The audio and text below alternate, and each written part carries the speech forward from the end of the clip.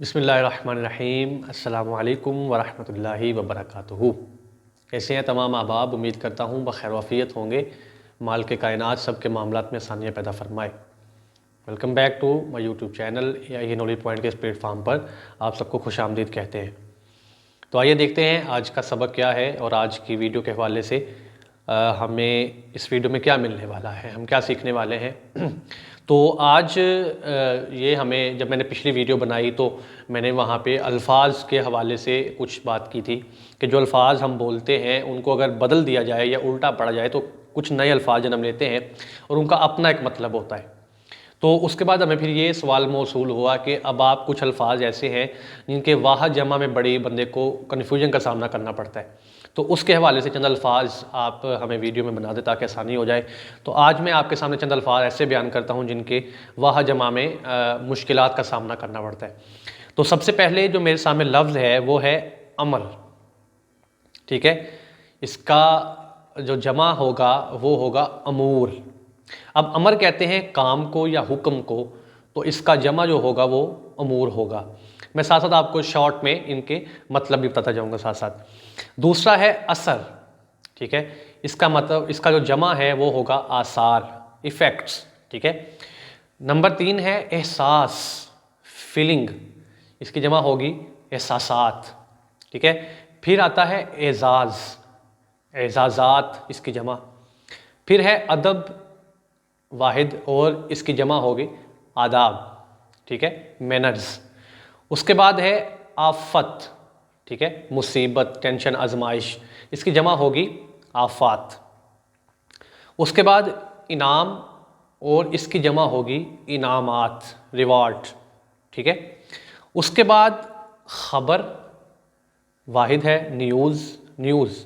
उसके बाद इसकी जमा है अखबार और फिर इसकी जमा है अखबारात। ठीक है। उसके बाद है शायर और इसकी जमा है शुआरा, शेर कहने वाले, शेर लिखने वाले। उसके बाद है ब्रदर और इसकी जमा है बरादरान। फिर है बुजुर्ग और इसकी जमा है बुजुर्गान, एल्डर्स। उसके बाद है तकरीब, सरमनी, फंक्शन और इसकी जमा है तकरीबात। उसके बाद है जौहर, वाहिद है। फिर इसकी जमा है जवाहिर और फिर उसकी जमा है जवाहरात। ठीक है। फिर उसके बाद है हर्फ। ठीक है, लेटर और उसकी जमा है हरूफ, लेटर्स। फिर है हदीस और इसकी जमा है अहादीस। अब हदीस का लफ्ज़ी मतलब है बात या गुफ्तगू करना, लेकिन बिलखुसूस ये जो स्पेशल है या मखसूस है वो आका अलैहिस्सलाम की, जब आप बात करते हैं या कोई फरमान सुनाते हैं तो उसको हम हदीस कहते हैं और इसी से ही पहचान होती है। उसके बाद हाकिम वाहिद है और जमा है हुक्काम। हाकिम कहते हैं हुकूमत करने वाले को। उसके बाद है हुक्म, ऑर्डर। ठीक है, इसकी जमा है अहकाम। फिर गरीब और इसकी जमा है गुरबा। इसी तरह अमीर और इसकी जमा है उमरा, रिच। ठीक है। फिर आता है कौम। ठीक है, नेशन। इसकी जमा है अकवाम, नेशंस। ठीक है। फिर है वसीला, इसकी जमा है वसीले और फिर आएगा वसाइल। ठीक है, यानी रिसोर्स। ठीक है।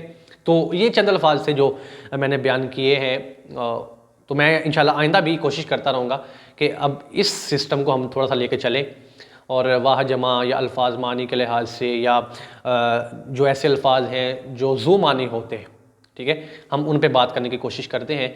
तो उम्मीद है कि आपको समझ आ गई होगी। अगर किसी का कोई सवाल है या इसमें से किसी लफ्ज़ पे या साबका वीडियोज़ में से किसी पर आप कोई मज़ीद उसमें से उसकी रिसर्च चाहते हैं या उसकी डेफिनेशन चाहते हैं तो आप हमें कमेंट सेशन में या पर्सनल में आके बता सकते हैं। इंशाल्लाह आपके हुक्म को पूरा करने की पूरी कोशिश की जाएगी।